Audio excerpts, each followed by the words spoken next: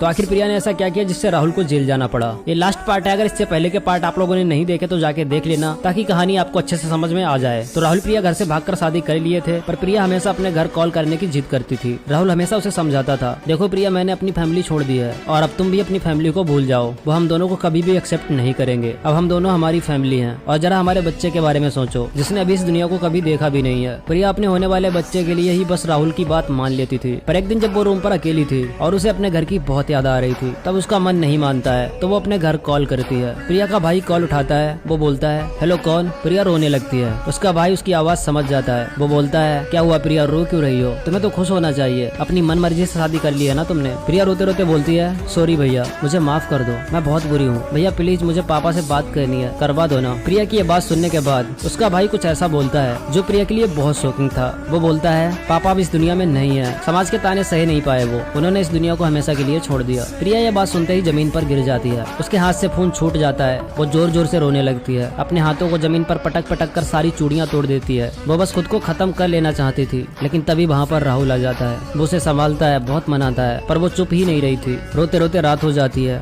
उसे नींद आ जाती है, वो सो जाती है। राहुल भी उसके पास ही सो जाता है। राहुल की आंख सुबह 4 बजे खुलती है, वो देखता है प्रिया बिस्तर पर नहीं थी। फिर उसकी नजर ऊपर जाती है, प्रिया पंखे से लटक रही थी, उसने हमेशा के लिए इस दुनिया को छोड़ दिया था। राहुल को बहुत बड़ा सदमा लगता है, वो जोर जोर से चिल्लाकर बोलता है ये क्या किया प्रिया तुमने, अब मैं कैसे जीऊंगा इस दुनिया में। फिर थोड़ी देर बाद पुलिस आती है और राहुल को प्रिया का कातिल साबित करते हुए जेल भेज देती है। राहुल आज भी जेल में है, उसके बूढ़े माँ बाप, उसकी दोनों छोटी बहन जेल में मिलने गई थी, पर उसे तो उम्र कैद की सजा मिली है। अब जब वो जेल से छूटेगा तब तक शायद उसके माँ बाप इस दुनिया में नहीं होंगे। उसकी दोनों बहनों की शादी करना भी उन बूढ़े माँ बाप के लिए बहुत मुश्किल है। खैर कुछ भी हो, भागकर शादी करने वाले 10% लोग ही अच्छी लाइफ जी पाते हैं, वरना सबका अंजाम यही होता है।